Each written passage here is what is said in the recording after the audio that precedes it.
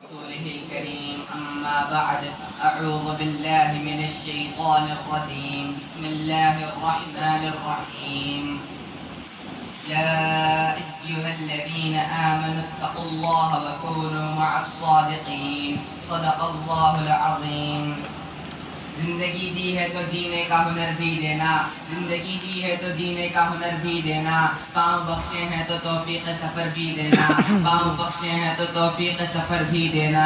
گفتگو تو نے سکھائی کہ میں گنگا تھا، گفتگو تو نے سکھائی کہ میں گنگا تھا، اب میں بولوں تو باتوں میں اثر بھی دینا، اب میں بولوں تو باتوں میں اثر بھی دینا۔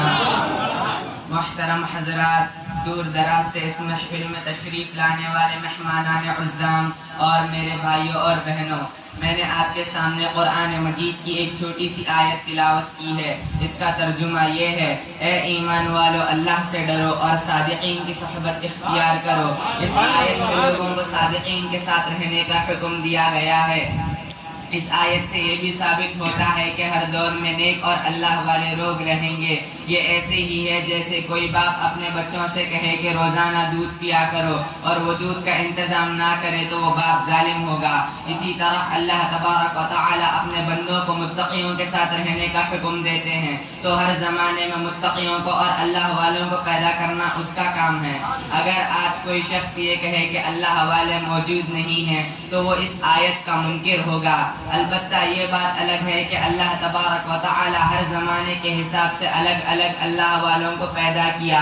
جیسے کسی زمانے میں حضرت ابو بکر، حضرت عمر، حضرت عثمان اور حضرت علی کو پیدا کیا گیا، اور کسی زمانے میں امام ابو حنیفہ، امام حنبل، امام شافعی اور امام مالک کو پیدا کیا گیا، اور کسی زمانے میں امام مسلم، امام ترمذی، امام بخاری اور امام ابو داود کو پیدا کیا گیا، اور کسی زمانے میں حسن بصری، پیران پیر عبد القادر جیلانی کو پیدا کیا گیا، اور کسی زمانے میں قاسم نانوتوی، خلیل احمد سہارنپوری، مولانا اشرف علی تھانوی کو پیدا کیا گیا، اور آج اس زمانے میں حضرت حافظ صاحب جیسے لوگوں کی ضرورت ہے۔ سبحان اللہ، سبحان اللہ۔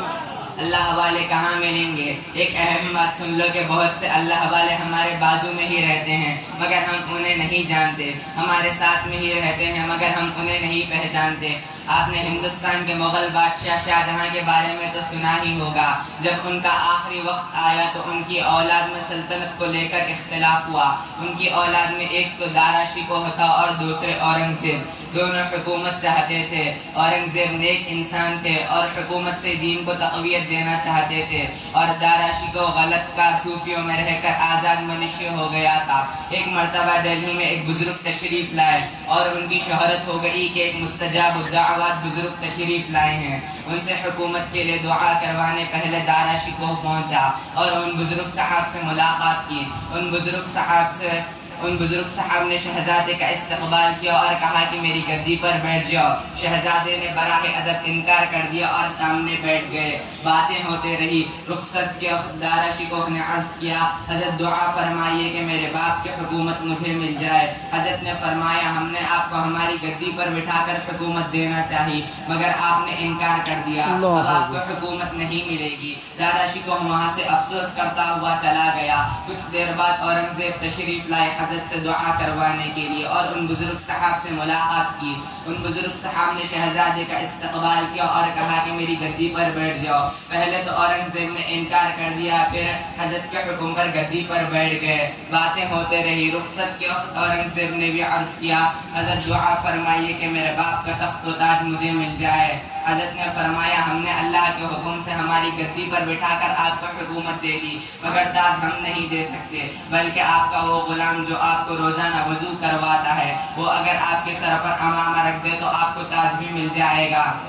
اورنگزیب پریشان ہو گیا اور کہا کہ میرا غلام جو میری جوتیاں سیدھی کرتا ہے کیا وہ اتنا بڑا اللہ والا ہے؟ فوراً گھر گئے، وضو کیا اور کہا کہ میرے سر پر امامہ رکھ دو۔ نوکر نے کہا، سرکار آپ کی شان میں گستاخی ہو جائے گی۔ اورنگزیب نے کہا، یہ میرا حکم ہے، سر پر امامہ رکھ دو۔ اس نوکر نے امامہ تو رکھ دیا مگر وہاں سے چلا گیا۔